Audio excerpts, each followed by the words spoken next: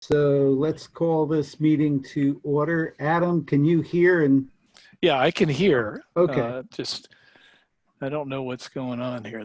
I just updated my operating system, so something's not liking it. oh well. As long as you can hear and speak. Yeah.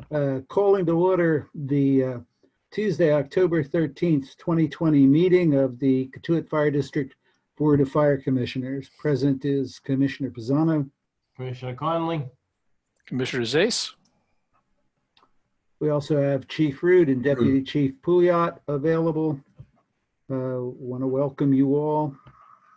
I have not been notified of any additional recordings, but it is our intent to post a recording of the meeting on the website.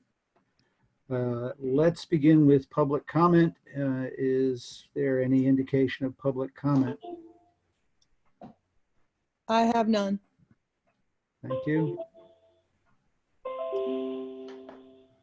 And Cindy. Okay. Then let's move on to review and approval of previous meeting minutes. I've had a chance to review the minutes as they were submitted. I found no problems with them or need for change. Did either of you have any questions or issues? No issues. No issues either.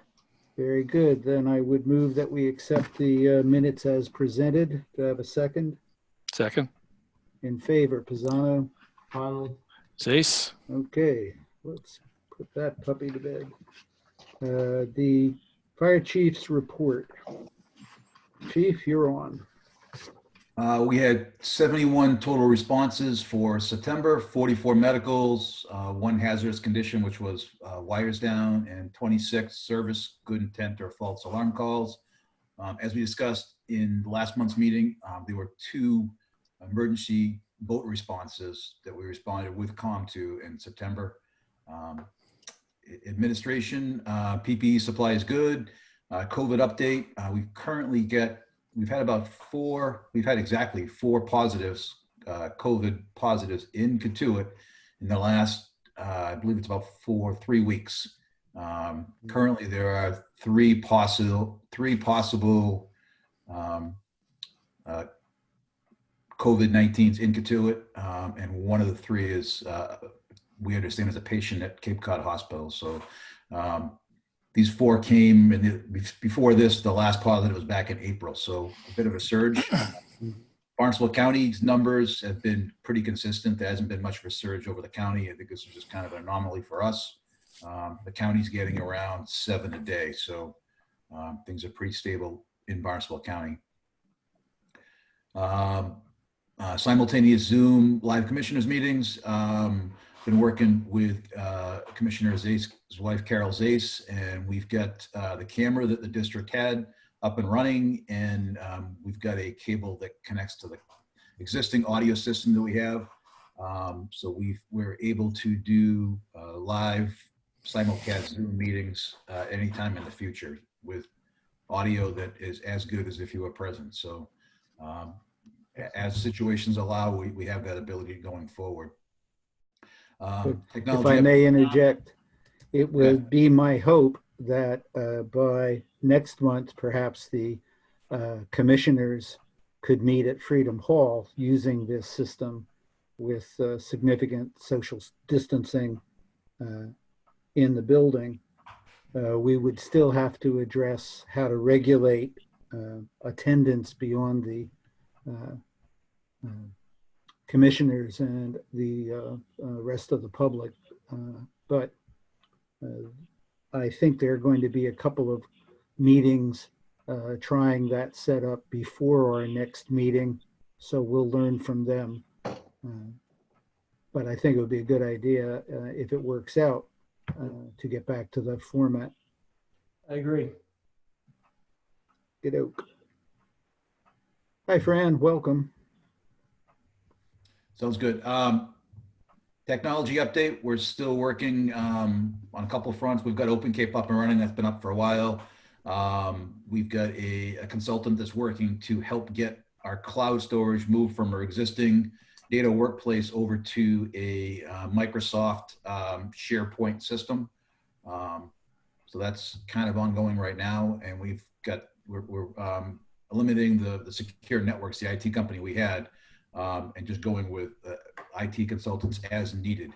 Most of our IT support is done by Pro EMS, our ambulance billing company, at no charge. So there'll be significantly lower charges in once we get the system moved over to the SharePoint Microsoft. Training, last month was the obstacle course Scott training, air pack training in the 56 High Street building. That went really well. All the groups did it. The equipment that we borrowed has been returned to COM, and this month is going to be hand line training, hose line training. So hose line with Scott. So a Scott air pack combination hose line training. That'll be done Thursday from 9 to 1 p.m. It's going to be done at one of the pumping stations, one of the water station pumping stations. Deputy, is that pumping station behind the old Sons of Italy? Correct. So access is through the Sons of Italy parking lot if one of the commissioners wanted to attend, is that correct? Yeah, you did that just before it. There's a driveway. All right, so that's this Thursday, so day after tomorrow from 9 to 1 p.m. Great. I would like to say I watched several rounds of last month's training with the obstacle course, and it was impressive, and it was also surprising to watch the agility of some of the firefighters in full gear with their packs on, moving through an obstacle course I'd have tough time doing stripped naked. So good job. I was curious, did any of the other districts avail themselves of the opportunity to use the course while it was set up? Unfortunately, no. We made offers to Sandwich, Mashpee, MCOM. They were all very interested, but nobody followed through on using it. It was just us. So Okay. I did the course myself with clothes on. Actually, the day Yeah, I did I it, was number one- confused about that. Yeah, well, You nobody meant no wanted to do equipment. that. I actually had the lowest score for about a second, and then everybody thought it was pretty bad that I beat them. So they beat the pants off me after that, literally. So it went well. Good drill. So we're looking forward to next month's drill, and we've also hopefully still working on boat training. So Coast Guard got back in touch with us recently and said they were interested in doing a Coast Guard boat training program in the 3 bays, in Katuitt Bay or North Bay or West Bay, or a combination. They're waiting to get input from the other fire districts to see who else is interested. They're hoping to put a program on and complete it by mid-November. So, hopefully we'll hear in the next couple of days when those classes will take place and get some more of our guys trained in the next couple of weeks. Terrific. That's all we got for training right now. Pro EMS report was attached. Nothing new to report in personnel. Apparatus. Chief, in the Pro EMS report, the attached evaluations, Yep. I saw there were only 3 people filling out the evaluations, and apparently one person had a lot of pain discomfort in the ambulance, and that pulled our overall rating down a bit. But I was wondering, will we get like quarterly or semi-annual compiled data to look at, because that might provide numbers that make it a little more statistically significant? We haven't so far. We've been receiving these reports where this period here was 7/1 through 9/30. So 7, 8, 9. Oh, that's 3 month months. period. I think it's generally what they've been. They've all been 3 months period. I can ask if I can get an annualized report. I mean, I could produce it myself out of the 3 reports or 4 reports for the year, but if they can just print out an annualized report, well, the next 3-month one should be the end of the year. So we'll see if the next report we get, they can do a 3-month report and then an annualized report for the rest of the year. I think it would be helpful to have a little bit more compiled data if we're going to look at this stuff. But anyhow, thank you. Yeah, no, I agree, Rick. That'd be very good. Apparatus, the new Chief's car, my new car came in a couple weeks ago. Still waiting to get some graphics put on the side of it. Apparatus wise, all the vehicles have had their service with the exception of the brush breaker. We're waiting to get the company back, a mobile company to service the breaker, but everything else has been serviced. No other apparatus issues. Facilities, I added some more security quotes that I got. Let's see, last month we had two. I got two more quotes. One came in about the same as the high one, a little over $9,000. That was I think it was GIM Security. They were on the North Shore. And then we had a local company, Seaside Alarms, who we've done lots of work with the fire alarm systems. They came in with a quote that was significantly lower at $5,600. Unfortunately, I found out this afternoon, so around noontime, I found out that the alarm system that Seaside was intending to put in, the U.S. government has put a hold on all of their equipment. So I believe it's all government facilities, government installations are forbidden from using this equipment. This equipment's made in China. There are significant security concerns with the equipment, and the government's put a hold on it. So This must be the Huawei chipset it's problem. one of those associated companies. This company was, shoot, I remember the name of the company. Oh. I've forgotten the name. Yeah. I can look it up real quick, but it, if I got it. I think it was, let's see.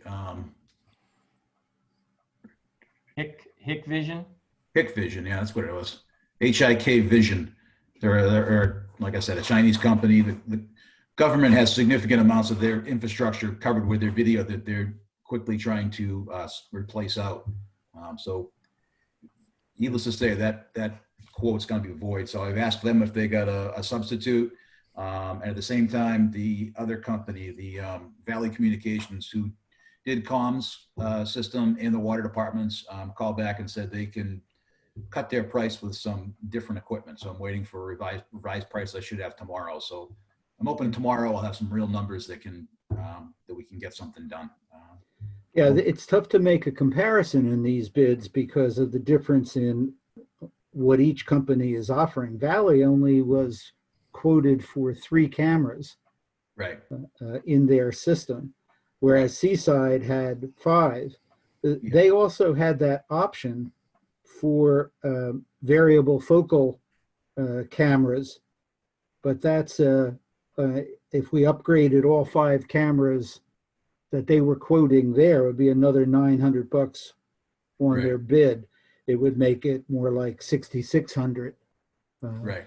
And Yeah, that was something that, sorry, Chairman, that Go was ahead. something that jumped out at me as well as I was reviewing all the estimates and quotes, Mhm. Chief and Deputy Chief. It raised the question of what should be the coverage. It seems to me certainly not just the southwest corner of the exterior, et cetera. You know, it seems to me that we should have the entire exterior covered, unless I hear different from you guys, and the internal. So the number of cameras, I think, was an important thing. Like you said, it's tough to find apples to apples comparisons. I was concerned about things like, well, we're not billing for, or we're not including lift costs potentially in the or cabling and so forth. So anything that we can begin to gather from them about what potential extras might be for things like extra cable lengths or lifts and so forth, I would think that would be useful. But more importantly is just, how many cameras, where should they be, how what's the equipment for viewing the either the archives or the live feed, that kind of stuff. It seemed to me that there was just a wide spread of what people were offering. It was difficult to get a sense of you know, what's actually there and what should be there. So anything that you can, any light that you could shed on that, guys, as to what you think, you know, what percent of the exterior, where in the interior, et cetera, would be helpful for me. Sure. So one of the reasons there are different number of cameras is some of the cameras, like Valley Communication, one of their cameras was a specialized, more expensive camera that covered a larger area. So we told Yeah, all like of the, 270 degrees or something like that. yeah, that's what it was, I think. You're right. So that went on the front left corner of the building. So we told all the agencies doing the quotes, all the companies, that we needed to have all the front apron covered. So everything, all the concrete padding in front of the fire station, the entire parking lot, the entry door from the outside, and both interiors of both apparatus bays. So we gave them exactly what they needed to cover. Some said they wanted more or less cameras to cover it. As far as lifts goes, there are no requirements for lifts. There's nothing high that anybody's putting in. So there wouldn't be any lift. No, but that statement just called into, say, Yeah. oh, you know, what might these sort of fungible costs be? Yeah, we don't need it. Well, hopefully we're not saying any contract that's got any. Yeah, I was just unknown using that as an variables. example. So they need to take the variables out of it. It's got to be a set fee. Yeah, I mean, there you're are different right. quotes I don't want to from be different see manufacturers. surprises. So Yeah. you're right. It is hard to compare. We did tell them, as far as viewing goes, the only viewing we're required is to be able to view it on a web-based computer or a web-based phone. One of the manufacturers decided to add in a display screen for the server room. That wasn't a requested item, nor is it required. But you're right. Actually, I thought two of them did, but have a video monitor. But is that desirable? No, we have no reason to have a screen in the server room. Well, okay, so, but how would we monitor? How would you monitor it? We've got the web-based interface, so any PC that we have, any Microsoft Surface or cell phone, we'll be able to access the video feed Okay. and go back and see recorded. They give us back 3 weeks recorded footage. The primary purpose of this is for one dispatch to be able to see what's going on the station. So they would view it with their computers, CAD computer-aided dispatch computers. They'd be viewing it through a web-based portal. And for us to go back, if something were to happen, we would go back and look at recordings. Right. Okay. Nobody at our facility is going to be sitting there watching a feed from any of the cameras. It's purely to go back if there was an accident or an incident or something happened, and for the dispatch to see real time who's there, what's going on, especially if the station happened to be empty. Hey, Chief, Yes. Valley Communications is one of the proposals, correct, from Valley Communications? Yes. Now, we've had a relationship with them in the past. Is that the case? Yeah, the fire district has. They installed all of the fiber optic and security system for the water department, as well as they did all of ComFire security system. They're also on the state bid. So anything they do is easily covered under state bid laws. Not that that's real big concern, because we're under $10,000 here. Yep. Okay.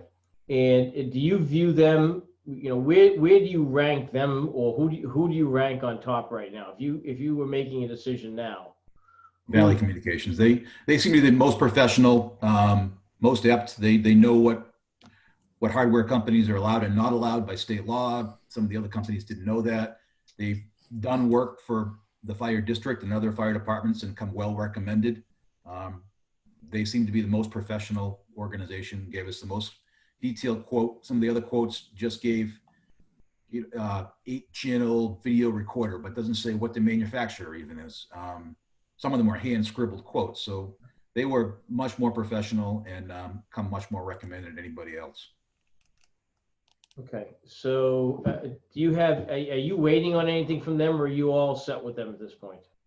The salesperson with their company was on vacation today. Tomorrow he's going to give us a lower quote. He says, I can cut back on, give you some different equipment to lower the price significantly, he said. So my anticipation is I'll get a different price from him tomorrow, and honestly, I'd rather just use their company at a lower rate, get the lower price from them and see what it is and probably go with it. Thank you. Commissioner Fasano, do we need to, this funding is approved at this point, correct? That's correct. So we don't have to take any kind of a vote or anything, maybe just, in my opinion, this thing has danced on for too long and the chief has done a nice job narrowing things down. So from my perspective, I'd rather see, us letting the chief have the authority to move forward in the direction he thinks is appropriate, especially if he's going this direction. We have an idea what the number is, or it'll be less than that. You guys already took a vote last time to let me do exactly that. You said that like go with this company. I needed to make I think you said a reasonable, diligent effort to try to get more quotes and get a better deal. And I thought I was going to come to you with an exact number tonight, but unfortunately things kind of fell apart last minute here. So you've already given me authority tomorrow. If I get a better price from Valley Communications and it's more closer to it's a little lower, closer to the middle quote.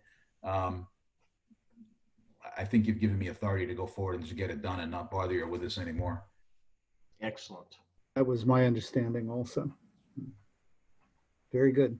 All right. The doors, we've got Shepley Lumber Company coming tomorrow to spec out doors with a new contractor for the fire station, interior and exterior doors.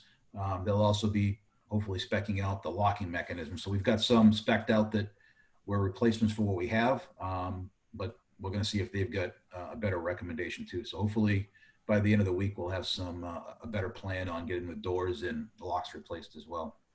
Excellent. Thank you. That's kind of all I got for my report. Okay, very good. Thank you. Oh, I've got the SOGs. I forgot to talk about that. Can I bring those up now? Yeah, I was just going to go to those. Oh, good. Oh, perfect. I sent you guys 2 proposed SOGs. They're revised SOGs. So let me pull them up here. So the first one is COVID-19 operations. We were looking to make some revisions to our operations around the station. So to bring it more in line with what other departments are doing and what seems to we've found worked at other places. So we went with CDC recommendations. So face masks are required whenever anybody's working in close proximity, less than 6 feet. What else do we change? We're allowing off-duty firefighters, commissioners, and family members, if needed, in the station on a shift-by-shift basis. So depending on how the shift operates, but again, masks are going to be required just like they are in any other facility within 6 feet, working in close proximity.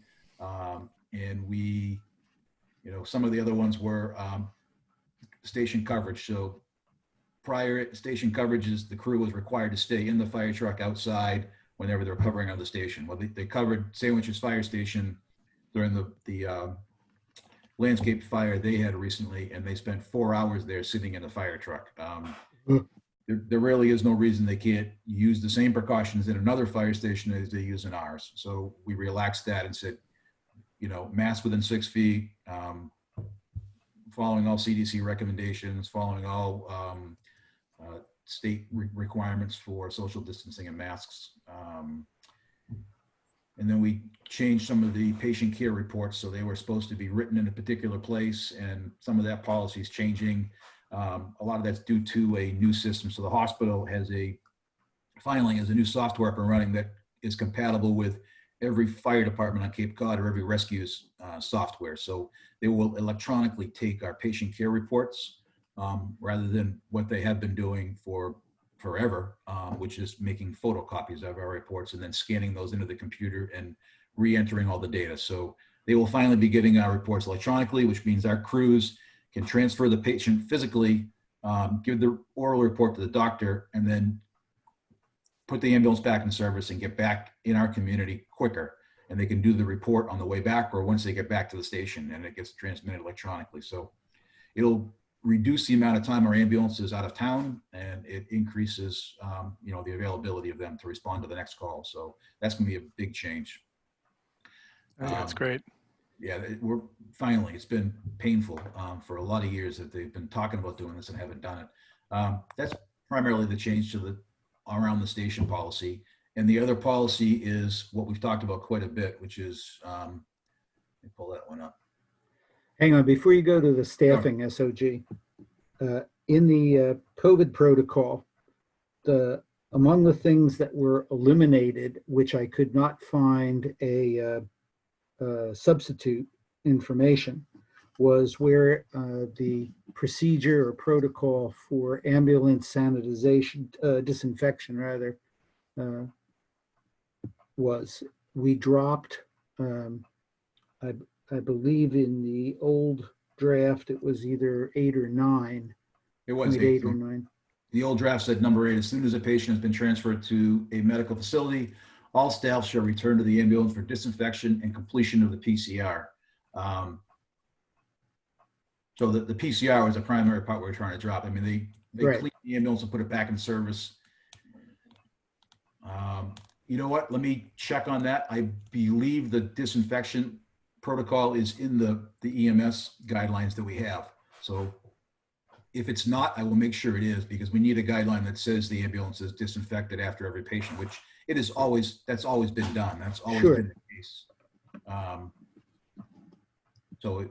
If it's in the EMS protocols, we can simply add onto this SOG a reference to it. We don't have to. I can put a reference in there, yeah. Okay. That was the only question I had about that one. All right, and then the other one's a little more complicated. Where is it?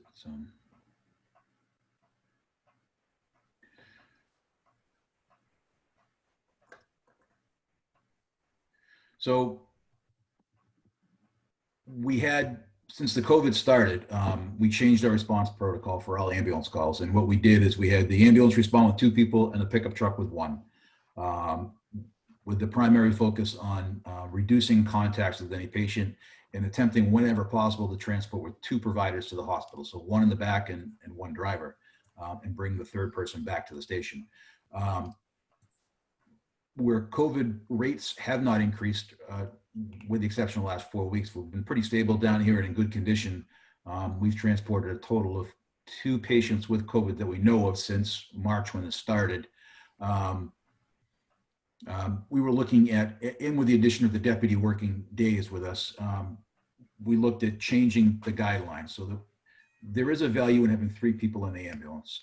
It's a requirement when they're at a high level of medical care. So for a priority 1 patient, we have to have at least 3 people in the ambulance. Priority 2s are kind of borderline. Sometimes they require 2, sometimes they require 3. Sometimes they change en route and we need an extra person after they started. So there's a value in having 3 people in the ambulance. They provide the highest level of care, but we also are looking to cover the station with additional people whenever possible. So we want to make sure that second overlapping call is always covered with at least 1 person in the station ready to respond. So we changed the protocol that says whenever there's a priority 1 or priority 2 call, we will go with 3 people in the ambulance to provide the highest level of care for the sickest patients. If it's a priority 3 call, which is a non-life-threatening call typically, we will go with 3 if there's an additional person in the station. So if the deputy or I are in the station on duty, we'll go with 3. As long as there's somebody back at the station to at least be 1 additional person to respond to the next call. So we're trying to provide the best level of care, and at the same time, at least provide at least 1, if not more, people responding for the second call. So we thought this was a good balance to cover the station whenever possible and provide the best level of care for most calls, best level of care for every call. There are some priority 3s which are going to require 3. A lot of psychological calls. If there's a physical threat to the crew, they're going to require a second person for safety in the back. There are sexual assault calls, which we have to have 3, 2 in the back. There are times when we're going to need, even a priority 3 is going to need a second provider in the back. But this is what we think is the best balance to balancing the coverage of the station and the best medical service to the patient. Yeah, I thought that this draft was pretty well constructed myself. I didn't have any issue with it. Since this whole thing has started, it has been a work in progress, and I think that we've gotten more sophisticated as we've gone in how we try to make best possible response to, majority of cases. So. It also, if it's a suspected COVID call, we're back to two pieces. It's Right. two pieces, minimize the exposure. So if possible, only expose one person protected to the possibly infected patient. Right. I was initially confused by the use of the word exceptions in the in that paragraph starting with if the call does not meet. These are more sort of anyways. This may be a nit, but conditions, Right. or something. You're right. Conditions might be a better word for it, but right. That's the only thing. We struggled a little bit with the best way to word it, and EMS officer Lieutenant Shane Clark wrote this, and he did a pretty good job, I think. But yeah, we could change exceptions to conditions. Under these conditions, this is the action to take. That would. Yeah, no, I think it's well done. That was when I first read it, I was like, what? Okay, so I had to, and that was what threw me. Right. Just that word.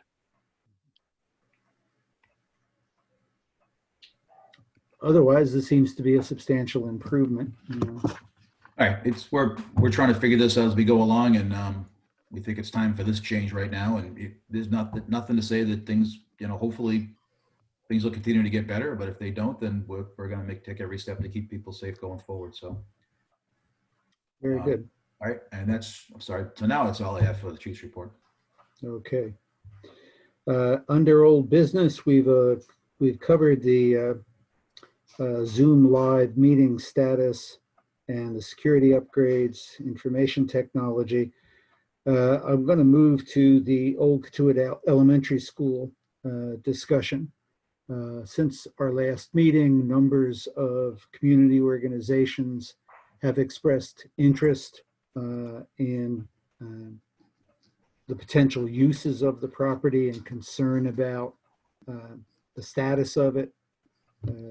My understanding is that, as I think is very appropriate, the Prudential Committee is stepping up to a lead position in trying to pull together lots of different stakeholders and interested parties. So I'm hopeful that thorough consideration of alternatives will continue to be happening. I don't have anything to add about the perspective of the fire commissioners from my experience. Do either of you? One of the things that this discussion has made me think about is, and this is not necessarily a question that I want to put on the floor really to discuss now, is, to what degree do we have a concern about or a plan for about more space for the actual station, either in part or in its entirety. That's the only thing that this discussion has sort of made me think about. And I don't mean the discussion that we're having. I mean the discussion that I'm listening to of the town of Barnstable Asset Committee. Right. The long-term view about facilities for the fire department itself is something that has been hanging out there, but in this day and time, there has not been much room for consideration of it. No, of course not. And but that's the only thing that Right. you asked the question. So I'm just saying, okay, this is what it has made me think about. I'm supportive of the discussion and the trends and the direction it's taking, of course, but that's something that I was thinking about. I would think that if there is a substantial amount of community interest and support in securing this property for future use, that would be something that may come up as one additional consideration for down the road, but that seems to be not really on the table at this point. First, there has to find out if there are sufficient interest and support for securing that asset in some way. Yeah, I don't have any more to offer about it. I would hope that that's the kind of thing that would come up in a larger, as I said, a larger stakeholder Absolutely. meeting. Yeah. I think you're right. I think we're putting Band-Aids on the fire station. We're doing the best we can. We buy fire trucks that fit our station and ambulances that fit. We're maxed out on space. We'll continue to put Band-Aids on it, but the district as a whole doesn't have a long-term facilities plan. We don't have a long-term facilities fire station plan, water department plan, or treasurer prudential committee plan. So this may give us some opportunity for that, but I think a lot of us learned lots of lessons from our, the last discussions of district space, and this has got to come from the community, and we need a community discussion to figure out what the community wants and what direction they want to go. Yeah. 100% agree. I'm very encouraged that the discussion seems to encompass some of those things. But, it's good to keep, thinking about the future of the building itself and not just, Right. the equipment, you know what I mean? Yes, So. I agree. There is the likelihood that there will be future meetings of multiple stakeholders. And so under new business, there was a question of appointing a representative of our board to represent the fire board in such discussions. I don't know, we haven't spoken about it, we haven't discussed it. I don't know if it's your feeling that we ought to think about a single representative, or is this something that is important enough that the fire commissioners would want to participate as a board in these kind of things? Because obviously whatever plays out, we would all have to be very much up to speed. So I'm just interested in your thoughts. Well, since I'll roll right along. I am in favor more of that second idea. Just I think for a couple of reasons. I think from the standpoint of community optics, showing a great deal of support, whatever decisions are made benefits us specifically is important. It does mean more time, et cetera. But I like the idea of all of us being involved. I would agree with that. Okay, then for the moment, we will leave this as a committee of the whole is our wish. As Prudential leads this process forward, if they need something different, we would be happy to pick this back up. That leaves the last item under old business, which is to try to move forward in the process of finalizing the chief's new contract. And I believe that you were both notified earlier Mhm. Yep. that we have that on the agenda. And I believe at last meeting, we made a point that there were at least 3 areas that needed to be addressed. The most difficult of those will be salary, and it is my sense that we would be best served doing that last, and to do that in our November meeting in executive session. The other 2 issues are about chief's hours and comp time questions, and about health insurance, which I would like to try to address tonight to move this process forward. Would either of you like to add anything to that, or pick up either of those threads? No, I have nothing to add. I thought the reasoning was sound. I agree. Then in the matter of hours, we'd gone through various notions about how comp time would be addressed. And the chief circulated a very brief paragraph from the COM district's contract, which I can't find my copy of it in front of me. Chief, can you pull that up quickly and just read it? Sure. In the document, I've got the current proposed contract language, my last year's or previous contract language. I've got the Barnstable Fire Chief's contract, Hyannis Fire Chief's contract, and COM. COM seemed to be the simplest. So the COM's contract says the board recognizes that the chief may devote a great deal of time outside of normal business hours to conduct fire department business. Therefore, the chief shall be allowed to make adjustments to his schedule for flexing hours, provided such flexing of hours does not adversely impact the fire department operations.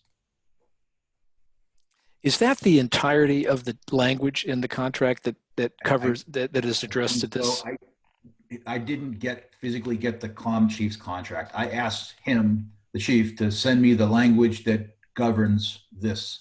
Oh, okay. Yeah. So the Hyannis one, I copied. The Barnstable one, I copied out of there because I have their actual contracts, which I put on the drive for you guys to see. I honestly don't care which. You can pick one of these. You can pick a combination. We can make up a new one. It really doesn't matter to me. So I'm just curious. 3.1 and 3.2 as indicated in the contract, has some words in it, but says the same thing basically. And it's all approved. Mary Lease has read this and is okay with 3.1 and 3.2, correct? So the first part of this, the 1.1 and 1.2, which is in the current draft contract, Mary Lease has reviewed it. Her comment, I believe, and Rick might remember, her comment was, how are you going to track comp time? Who's going to track it? Who's going to be responsible for tracking it and supervising my hours, basically, I think is what her comment was. Right. That sound right? Rick? Yes, and the concern in 3.2, Kevin, was, as I took it at least, the phrase "as he shall deem appropriate," leaving the chief to be the sole authority. What I liked about the possibility of replacing 3.2 with COM's version is that it gives us a standard by which the board directly has authority to apprise and intervene. What's that last phrase again? It does not adversely, provided the flexing of hours does not adversely impact fire department operations. That's the line, and that it would be then authorized for the board to monitor for any adverse impact. So your thought process there is that COM would come in for 3.2, 3.1 would stay in place. Correct. Okay. I understand the nuance there, then, thank you. Yeah, that's, I agree with the chairman on this one. Okay, then if Easy. there's no further discussion, let's move that we will put that language in place of 3.2 and be done with that section. Do I have a second? Second, In favor, Pisano? Conley. Zace. Great. The next item is the question of insurance stipend. And yeah, I'm about to scramble through my notes.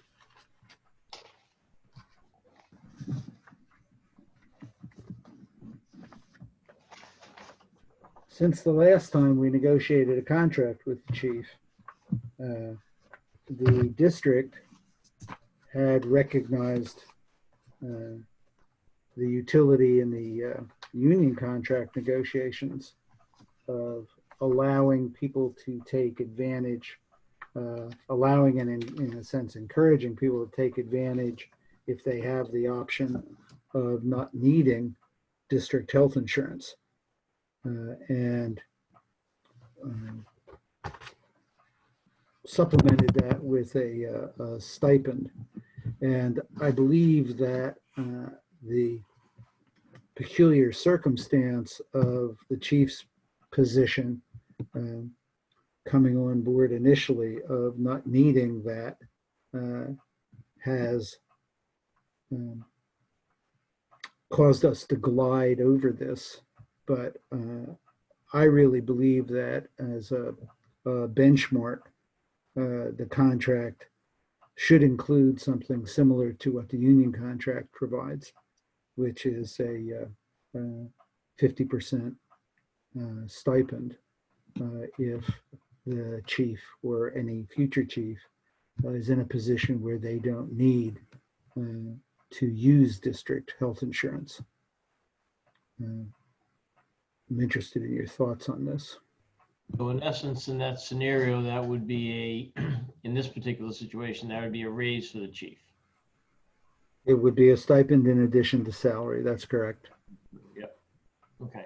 Now that plays into the salary conversation as well. Right. But I believe that tying any potential salary adjustment that we are going to get to solely to the issue of salary makes it, well, I think that it is better served if we bracket out some things so that when we look at salary, we look at it in the context of what I think is a reasonable policy about insurance benefits. Let me phrase it that way. I think these two things go together, like Kevin said, and if we're going to talk about one in executive session, it feels like the other should come along with it. They're inexplicably tied together.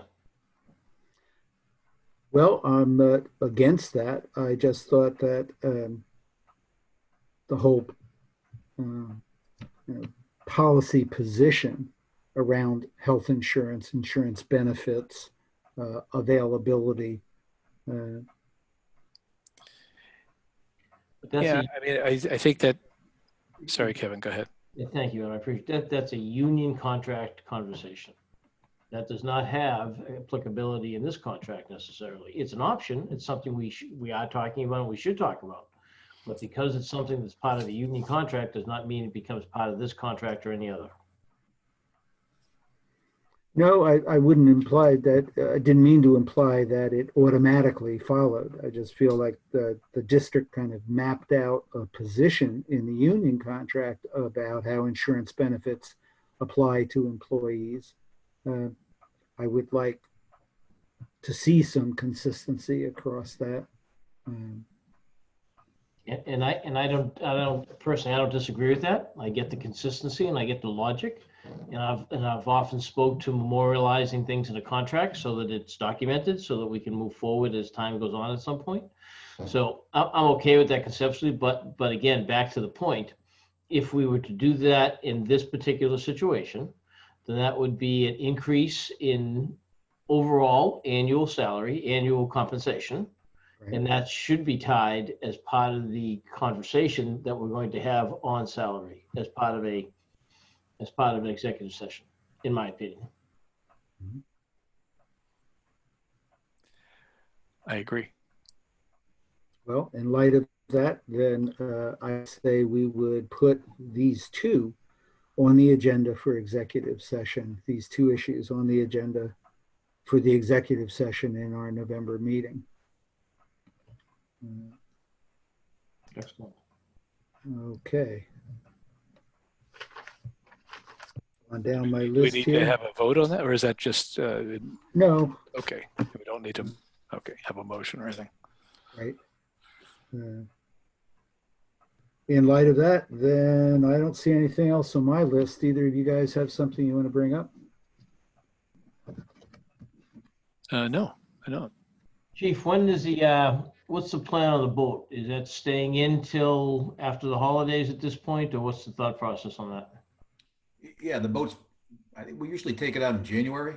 We usually do bring Santa in, and then depending on whether we look sometime after that, I'm not sure the boat's gonna be ferrying Santa this year. We'll see how that goes. So looking at usually January. Okay. And have there been any other conversations about the dock that I missed, or is anything going on with that? I trying to think. I know I spoke with DJ McKinnon probably within the last month. He said that those conversations are still ongoing and they expect action shortly. So I expect to have some meetings about that pretty soon. I'm not sure it's going to happen for next year, but hopefully by the year after at the latest. Okay. Let me know if you need any help with that, okay? All right, thank you. He had a proposal, which I understand was approved before the town to do foundational work on the smaller building on that property. And that's already begun, judging by the volume of noise going on. So he moves quickly because that meeting Yes. was only, I think, 2 weeks ago. So be interested to hear. Okay, folks, I got nothing else. I would Okay. entertain a motion to adjourn. Second. I mean, so Okay. moved. So moved. It's unanimous. Thank you very much. Thanks, everyone. Thank you. Thank you. All right.